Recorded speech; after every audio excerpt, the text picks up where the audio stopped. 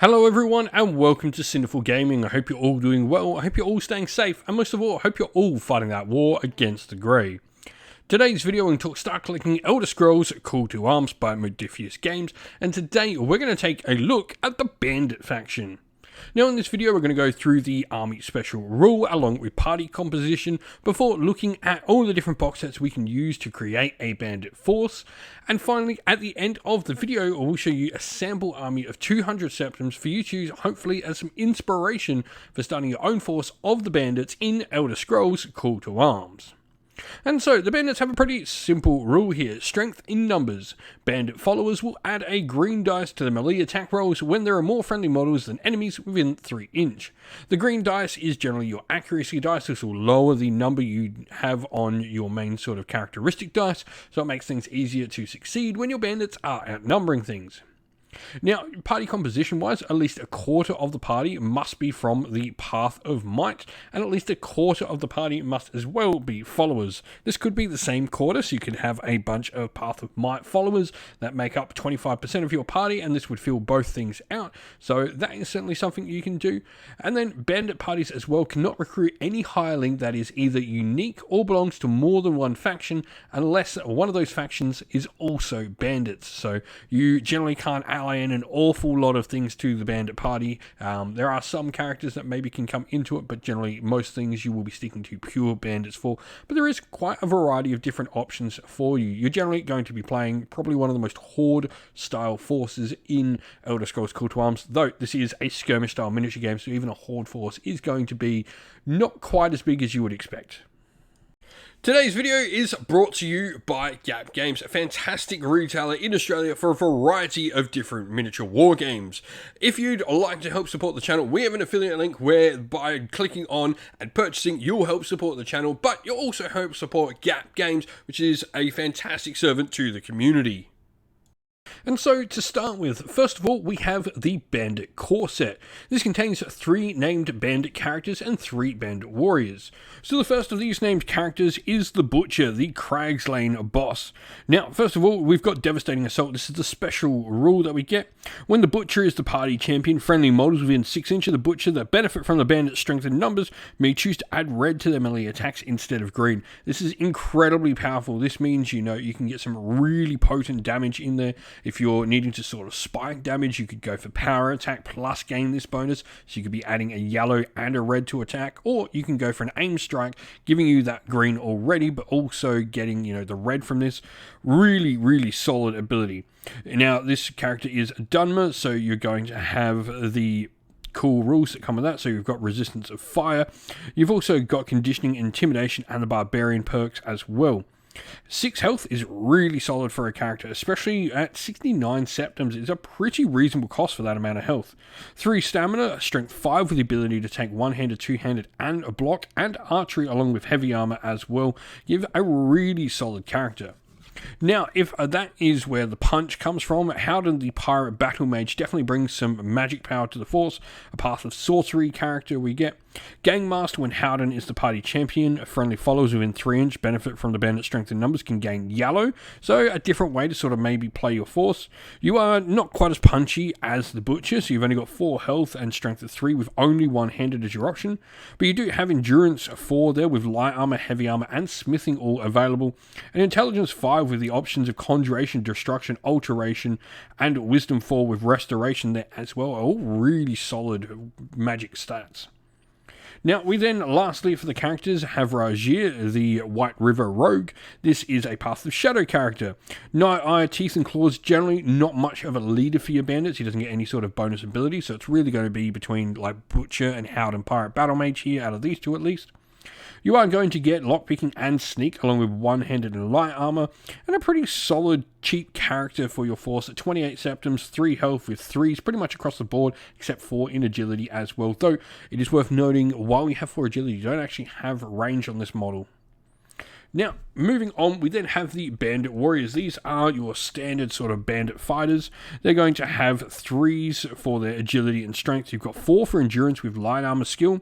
And then you've also got intelligence 2 and wisdom 2, though not really needed considering you've got no magic on them at all. Defense-wise, you've got armor and shield of both yellow, and your melee attack is just a flat 2 yellow with the ability to potentially add some green in there. A solid fighter all round for the points cost. I think 2 wounds, 20 septims is pretty solid. Next, we have the Bandit Outlaws box set, and this gives us a bunch more followers for the Bandits.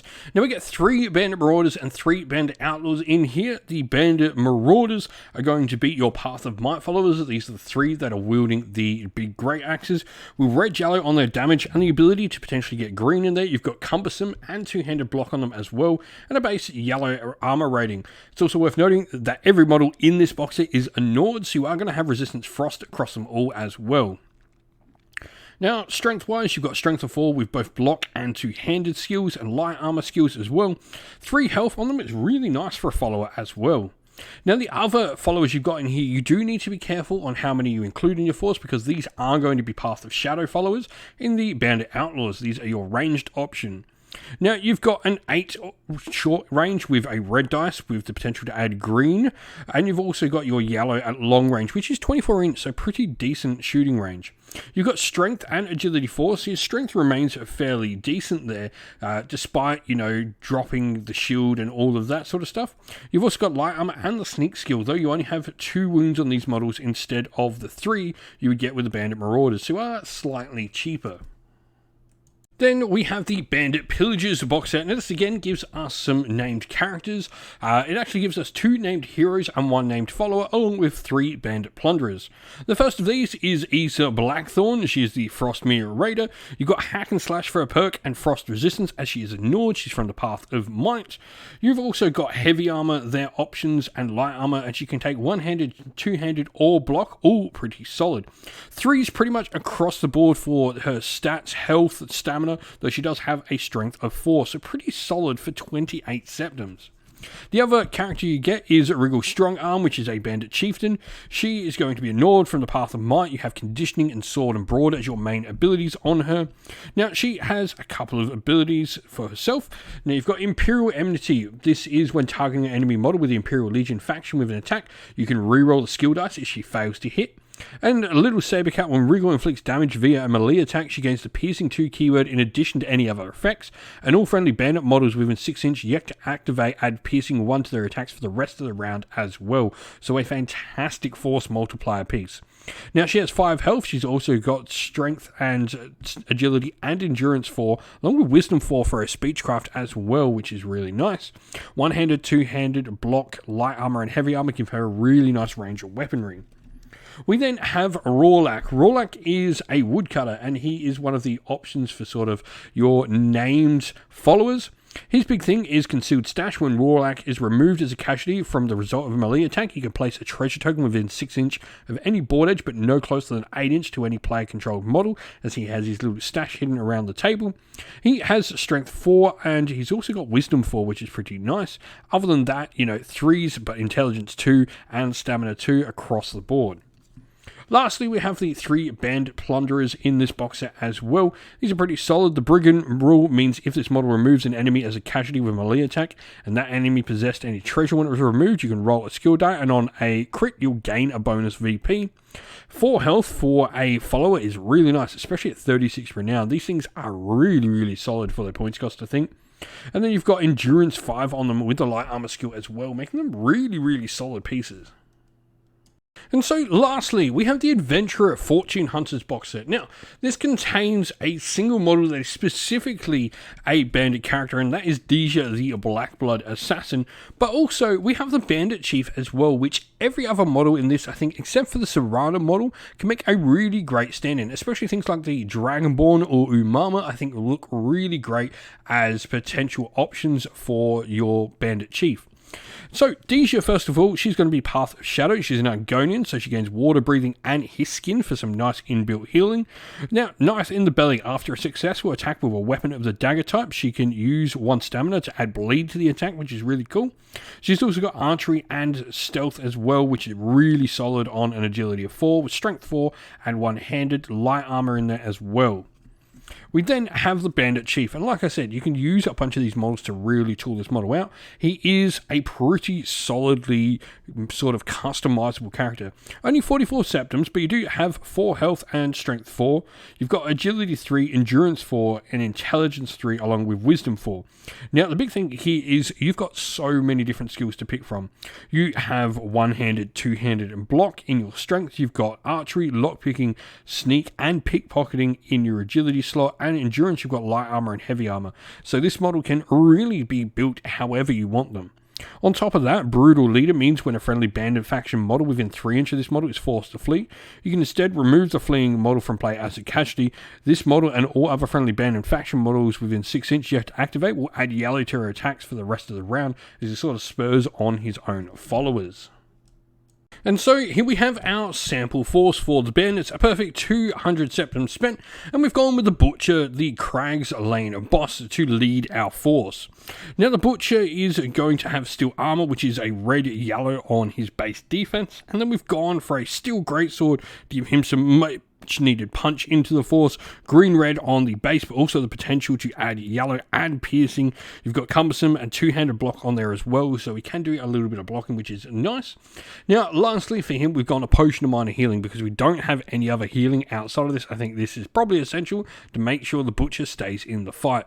For me, I think he is the easiest to use and probably the best fighter we have access to. That's going to be a party champion and really force multiply with the ability to add red to some of our other fighters. Now we do have a fun little combo in here. First of all, we have Rajir, the White River Rogue. And this model has teeth and claws as standard, so it actually comes equipped with a decent weapon, well, at least a weapon to begin with. So we've gone with studded armor just to give some protection on the model as well. Studded armor will give us a nice yellow with the ability to stop 1 point of piercing as well on our defense. Now, we then also have the Bandit Outlaw as our first follower. This is going to be the Nord Ranger, so we get a little bit of shooting in the force, and a Bandit Warrior, the Nord Warrior, in there just for another solid fighter. Lastly, we have Rawlak, the Woodcutter, and this is where this is really fun, because Rawlak's ability, as I said, allows you to put down the extra little treasure token if he's ever slain.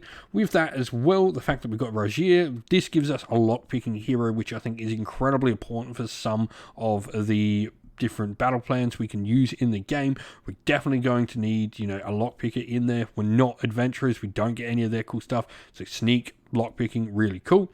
With that though, it does mean that Rawlak is going to be Path of Might, and the Nord Warrior along with the Butcher are all Path of Might, so we're at 50% or over, which is great. And then we've got 2 of the fighters in here as well. They are going to be from the Path of Shadow, but we've also got more than 25% of our force being followers.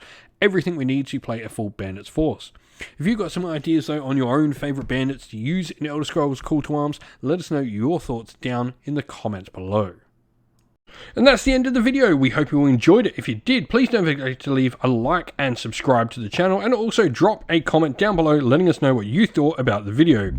If you'd like to come chat more with me and other members of our fine little community here at Sinful Gaming, we have a Discord server linked down in the video's description.